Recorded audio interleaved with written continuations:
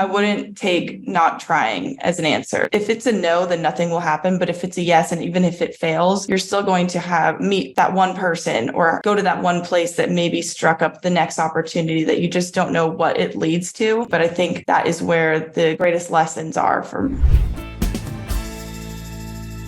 On today's episode, ladies, we have Alessandra Thompson. Without any prior knowledge, prior experience, with just a lot of courage, she traveled across country to join a team in real estate syndication at a very, very young age. She now is the asset manager for over 2,000 units. What I like about this episode is that she breaks down underwriting. It's a science, it's an art, and she shares her experience. What are the 5 topics that she takes in consideration when underwriting a deal? I hope you enjoy it. Welcome back, ladies. This is Liz. And this is Andressa. Welcome back to the Real Estate Investor Show, where we are committed to inspiring and empowering women to live a financially free and balanced life. We've been doing that for 5 years, right, Andressa? Did we? I don't know. Is it? Oh my gosh, what happened? It's been a journey. 5 years in and out. When people ask about podcasts, I say, listen, would you commit for 5 years in and out, hell and sunshine, cry and cramps? Yes or no? If the answer is yes, good to go. Yeah. If you're back with us since that time, thank you for being back. We don't take that lightly. And if you're new to our show, thank you. We stand for women getting what they need to become financially free in a balanced way. We do that through knowledge. We do that through community. We do that through a lot of different avenues. So thank you for being with us. And Alessandra Thompson is here with us today and this week. We're so excited to jump into your journey and your story. So thanks for being here. Thank you for having me. I'm super excited to be on this show. I've listened to you guys for a long time, so it's an honor to just be here. So here's the first question. What lesson has taken you the longest to learn? When I first started, I wanted to just go, go, go. And as I've been in this industry now for almost 2.5 years, I've realized that a lot of this journey has to do with patience and just putting in consistent work, and the results don't always show up right away. But as you just continue to grow and learn each of the steps, because there's a lot to learn in this industry, and like one minor mistake could really mess up your progress in a lot of your life. So I think just being patient with the process, and I'm still learning things every single day. And I think it's such a great industry to be involved in, but patience has been one of the qualities that I've adopted throughout this time. And it's been beautiful to see behind the scene, right? You work with a friend of ours, Kelly Yarusi, and we know what you are up to. In this podcast, we want to really highlight your journey because you're young, and a lot of young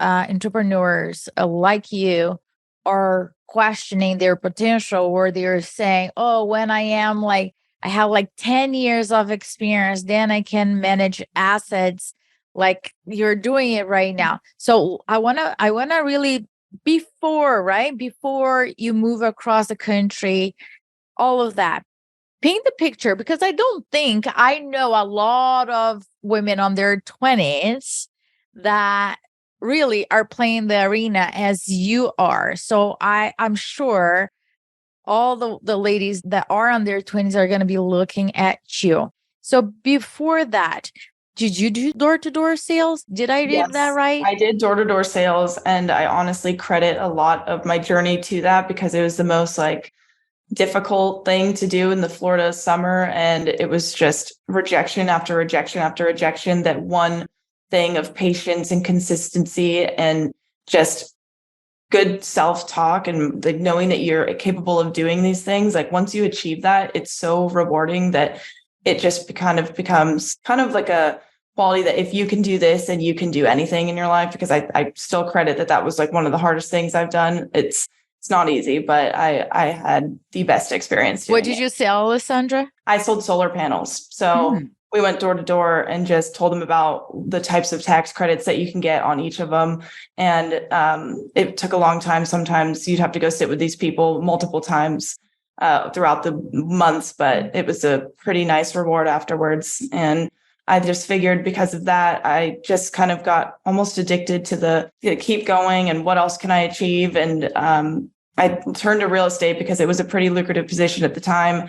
The solar panel sales. And then I thought, I can get into this house hacking world. And then I was like, well, I want to scale even bigger. So I was like multifamily. And so here we are. Here you are. Yeah. I know because I did door-to-door sales too. Oh, And really? Yeah. I remember it's the voice inside our own heads every time. And it's multiple no's, right? The All the time. majority Yeah. it's no. Mhm. And I grew up in a family where I got more yeses, to be quite honest. Yeah. And then I was like, why you're being so mean Yeah. to me? I'm Yeah. 5'4". Yeah. Like, People are how mean. can you be this Yeah. mean of a person? I'm Mhm. not going to rob you. Like, look, what's going on here? So I love what you're saying, that kind of like build the foundation and the tough skin, right? Yeah. Tough skin. Definitely. It's rejection one after the other. So yeah, it taught me a lot too. So When you came to the grateful. conclusion that you came to the realization that you didn't have what you needed and you were looking for people that had that, or because many people go to books, podcasts, and different Mhm. things, but how you connect the dots inside your own head? I think it has to do with the patience problem at the beginning, where I was like, well, I don't want to wait for this. And like I said, with the rejection thing, when I drove across the country, from California to Tennessee to meet Peely, like they didn't know I was coming. But when I was there, I was like, well, the worst thing they say is no. Like I'm just it's just another no, and I'll move to the next thing. It just teaches you resilience, but it thankfully worked out for me. So, but I think that just taking those risks and opportunities, that I think there are a lot of people that also just will give you the opportunity and want to help. I think a lot of people in this industry do want to help. Like this podcast right now is helping tons of people, especially women too. So I think they saw that I was determined and I had the drive, and even if I didn't know a lot of stuff, I was pretty adaptable and a fast learner. So I figured it out. So I still figuring it out at times too. But yeah, I think it was just the worst that can happen is no. Connect the dots for those listening that don't know your background. So Yeah. you're cross country. How did you connect with Jason and Peely originally, and why them in particular? Yeah. So a while ago, back at COVID, the Clubhouse was like a pretty popular thing. Everyone was on Clubhouse in these forums. And I was like, the best way for me to learn is like, I can read books, I can listen to podcasts. Have been super beneficial for my learning, but also I ask a lot of questions, even if they're silly questions. Like I just like talking to people. And so I joined these chat rooms, and I would just make as many phone calls as I could with different people being like, what's this? What's that? How can I do this? And I spoke with Jason and Peely in the chat room. Peely would always bring me up to like the top of the room or whatever. And she would have calls with me sometimes. And then I think I was just like, yeah, if you guys are ever looking for someone, like she was like, yeah, if you're ever in Tennessee, like let us know.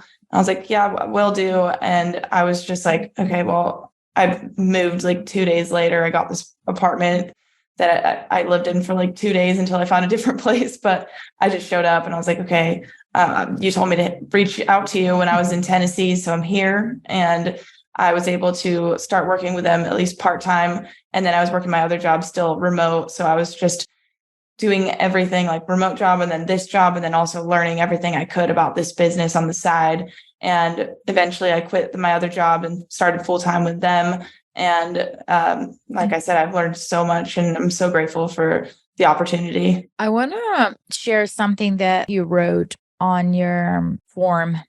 You said that a lot of people are afraid to leave their comfort zone, and they should consider asking the question, what will happen if I can't do that, or if I don't take the leap?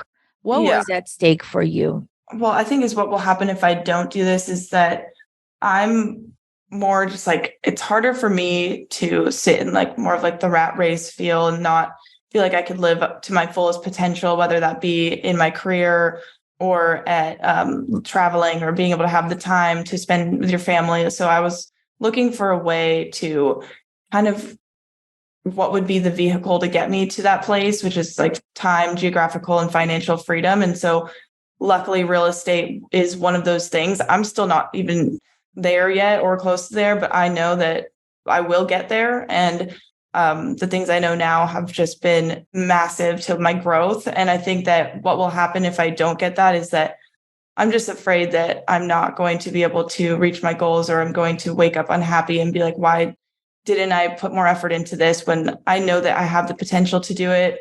Not all the time. Like sometimes I have negative self-talk too, but like I just have to keep pushing because I don't want to live in a place where I'm not exhausting what I'm capable of doing. So, and there's just so much opportunity out there, and a lot of people have access to learn. And I think that's why these things are great to just listen to, because you don't realize that everyone's very similar at the end of the day. And so if this person can do it, then why can't I do it? And so I just wanted to be a kind of a part of the conversation. So I've joined. Where did you get the courage though to move cross country?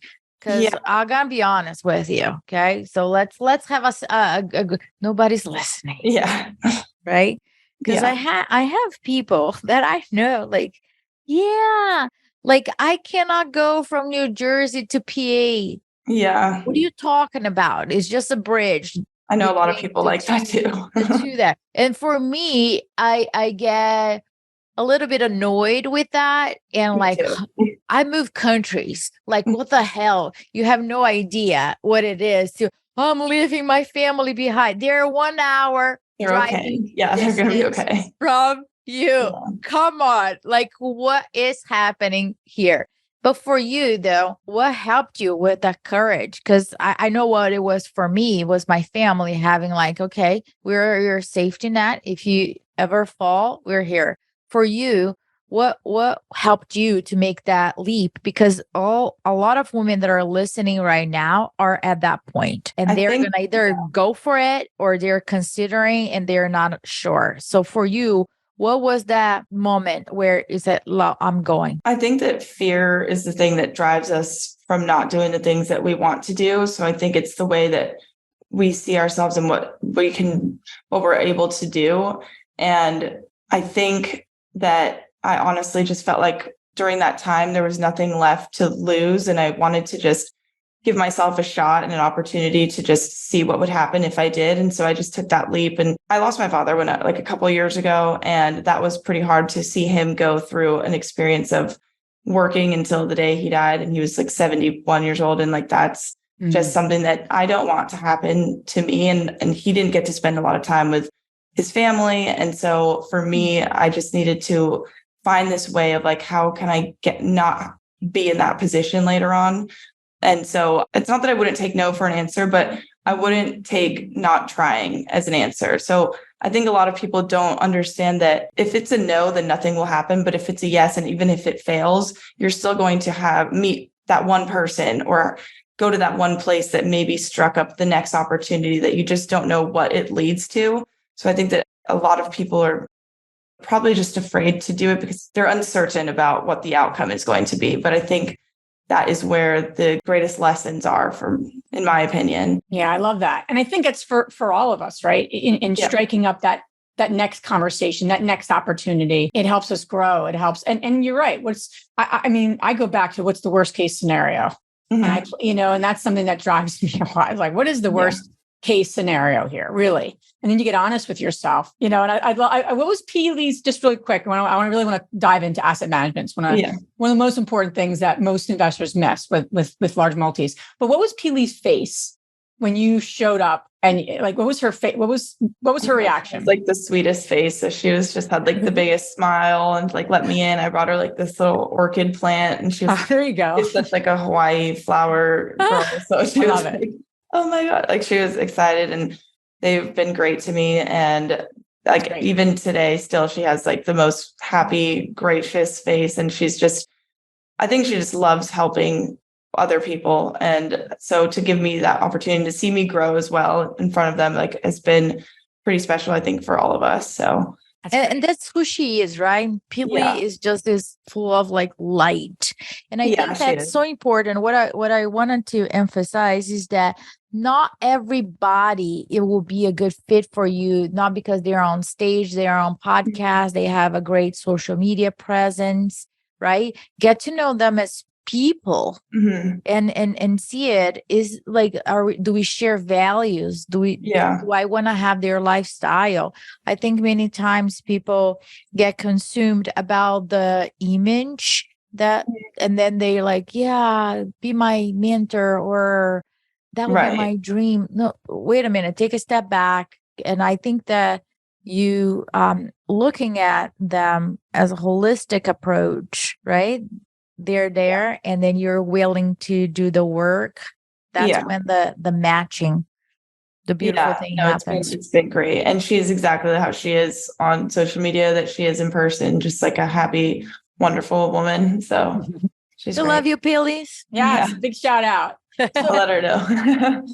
So let's transition to asset management. For those that are listening, asset management sounds like a really like big term, right? But in essence, especially when we were growing our multifamily business, you are asset managing. If you have a single family home, you're technically asset managing. You just don't call it at that level at that point, because whether you have a property manager, you just don't think in those terms.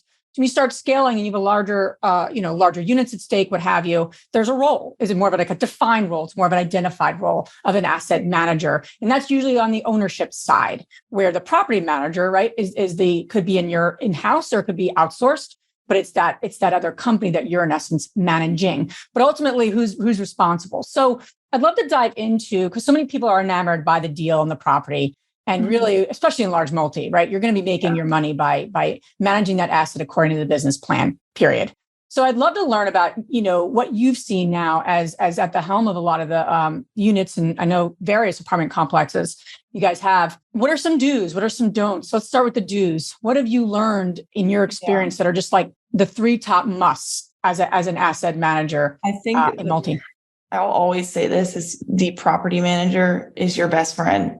That is going to be your number one asset, in my opinion. I think that because they're the ones handling the day-to-day, they're the one that are giving you that report each week of where do we stand? Are we going in line to budget? Where are we standing on leasing? How much do we have in collections? Oh, do we need to get this tenant out? Their balance is so large. Or what kind of construction do we need to start doing? How many unit turns do we have? So they're the boots on the ground that you just want to have that constant communication with. And I've had my experience now with bad property managers and how delayed the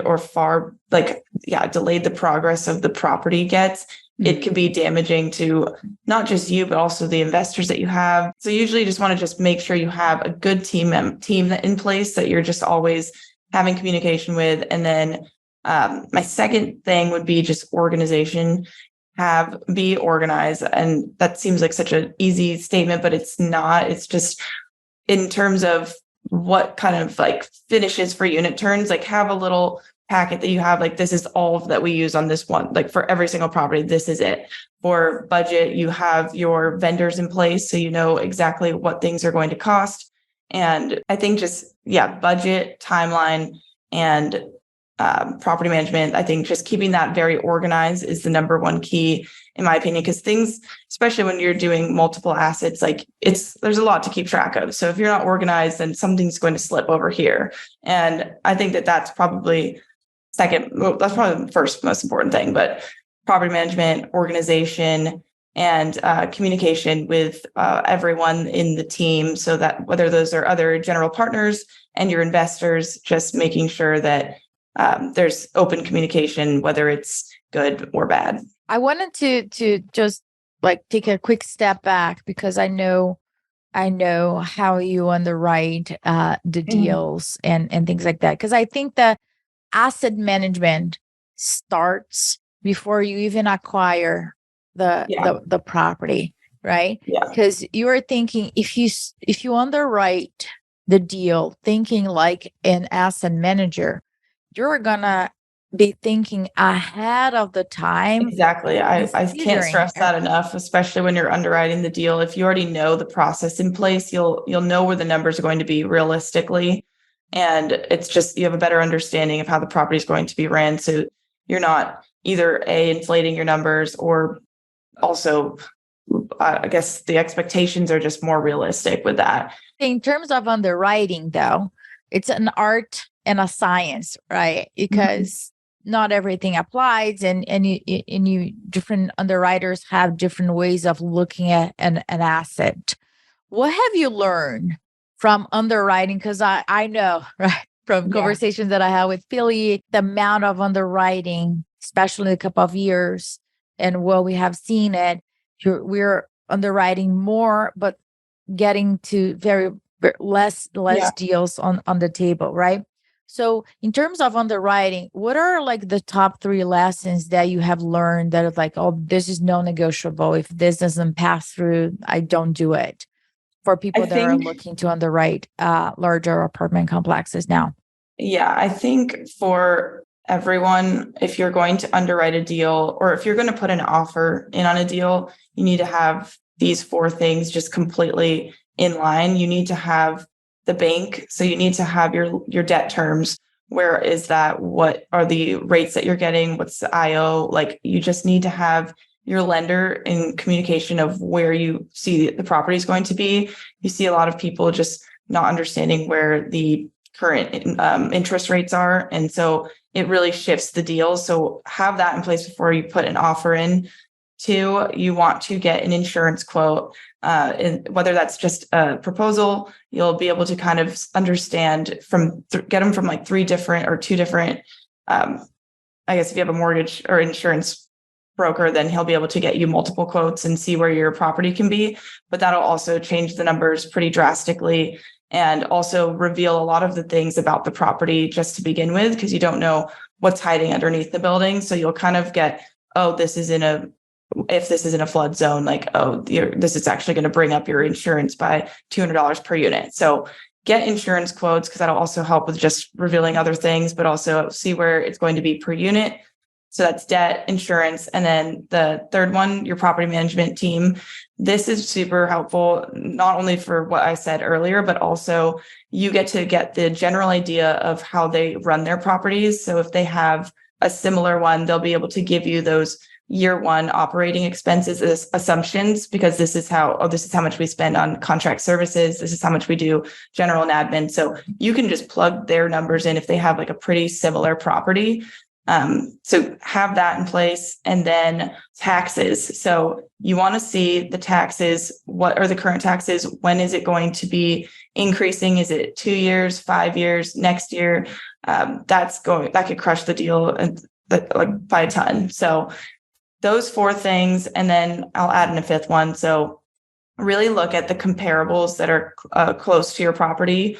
Don't be choosing ones that are just completely, oh, they have a pool and a gym, but we don't have that at all. And then think that you can get those rates, or if you have different square footage, or if you're in a different part of town. Like, I think those are very, very important as well. That's helpful for just charging on your other income as well. Like, what are they charging water, but you're not? Like, you just want to find out to get as close as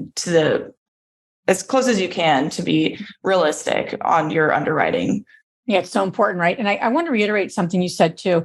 When you're at the underwriting stage, it's so important to have a property manager on your team before you hire them as a property manager, because they're a phenomenal source of not just knowledge in that local market, but they're a phenomenal source of actually deal flow. And people underestimate, right, property management companies is that they're always talking to owners. So they know who actually wants to sell and who wants to keep. So don't forget that. I know we just recommended that to one of our Strive members in our community. She was just like looking at a new market. I said, call the active property managers in that area. And the other key part with this, because we've been through this with the wrong property managers, is that they have expertise in that asset class. So you don't want to, you really need that. Like, oh yeah, we manage 200 single families and now yours is going to be the first multi. It's different. You really need someone who knows multi. I'd rather have someone who has smaller multis than not have any multis in their portfolio to manage my assets. And they have a process in place. Like, they understand the game and the type of owners that they're working with. So they know, like, they'll give you like budgets that they have in place, and they'll also be able to have their own like resources, vendors. And so they're doing a lot of the heavy lifting for you if they can show up for you like that. So agreed on the single family versus the multifamily, because they're accustomed to the quick unit turns and leasing and where the expectations of the owners are in terms of getting to the rents that they want to get to. So yeah, that's super important and a great resource too. We've actually gotten a property like that as well by speaking to just different property managers. Yeah, especially the ones that are the players in that community. Exactly. So I don't think you did the don'ts. What's the biggest mistake that that you've either made or you've seen others make, that is like, you have to learn how to avoid this mistake to be really, effective? Underwriting.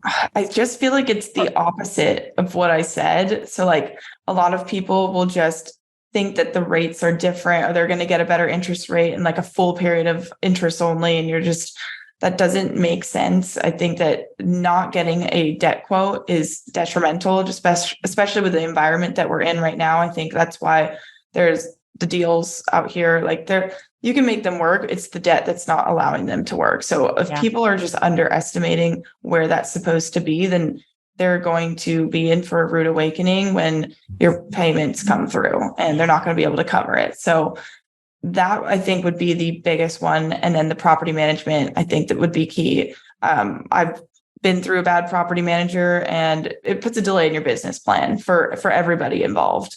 So those would be the two biggest things. And then another one, underestimating the CapEx, the capital renovations that need to be done. I think a lot of people are like, oh, I can get away with not putting in this, but then they reveal that there was a huge pipe burst and like there's an entire, like we had a mold damage once and it was like $60,000. So like that's huge. And it just, if you're not going and inspecting the property or walking the property just to see what are my big ticket items that I need to repair, then you're going to dip into your reserves if you even put any there, if you didn't even put CapEx in the first place, and you're going to fall short on distributions. So those would be my biggest ones. Yeah, absolutely. And for those listening, CapEx she's referring to as capital expenditures, right? So those are like the larger ticket items, from roofs to windows to make the list of just those larger expenses that really is critical for the building. I love what you're saying, Alessandra, because it's so key to be mindful of all of that and to be conservative in all of that, especially right now. Better to be conservative and have a great day at the end of the day than to fall short. So. Absolutely. And I'll have to tell you a funny story, though. Not funny, but so many owners during COVID were buying property, not adding any value, bumping rents, like not putting anything in CapEx. And they're the ones coming due and they're the ones losing the properties. Oh, I know. I'm seeing it all over the place right now. Yeah. Which is an opportunity, right? On the other side, it's an opportunity. It's an opportunity. So whoever's My listening, mom always says, while a few people are crying, there are people selling tissues. That's right. Yeah. That's right. Yeah. That's why it's important to get these all together, because if you have these steps in place, then you see the opportunity for those people that have fallen, that you can go in and be like, well, I can make a better adjustment here. So yeah, absolutely. It's the mismanagement of buildings. It's sometimes the things we can't see. We always look for dilapidated properties, right? But it could be just the mismanagement. Alessandra, this has been great. We appreciate all your insight so much, and your journey is so inspiring. Where can the ladies listening learn more about you? So I will send my email. It's Alice, ALESS @authenticacquisition.com. You can reach out to me there. And I love to help people. I love to jump on the phone call, Zoom call. So happy to help if they want to email me. Awesome. This information is going to be on our show notes. Now we're going to transition to our fabulous 3 questions. And the first one, Alessandra, is, what's the most transformational book you ever read? Probably Psycho-Cybernetics. I read that a while ago, but that is the one that transitioned me into believing that I was capable of more and doing anything that I put my mind to. That was when I first started my journey, and I read that book, and I absolutely loved it. And it changed. That's when I started solar. That's when I got into real estate. And so I think that that's maybe biased at the time I read it, but I love it. Right. Second question is, what's the most powerful routine that you do to create a financially free and balanced life? I naturally wake up pretty early, but that's usually what helps me get a good start to my day. I like to work out. I like to just be very organized with how I want my day to go. And so I like to write lists a lot and just make sure that I'm hitting X amount of investors or X amount of underwriting, like just have a process in place. So I am fulfilling what I want to do to get to the next step. And last question, which woman, famous or not, has inspired you the most? That's a tough one. Right now, I think Peely has been a great inspiration for me when I first started. But I think Peely would probably be because it started my journey here. So Love that. Alessandra, thank you so much for your time and knowledge and your courage. Very inspiring. So thank you. Thank you so much for having me. I really, really appreciate it. Thank you.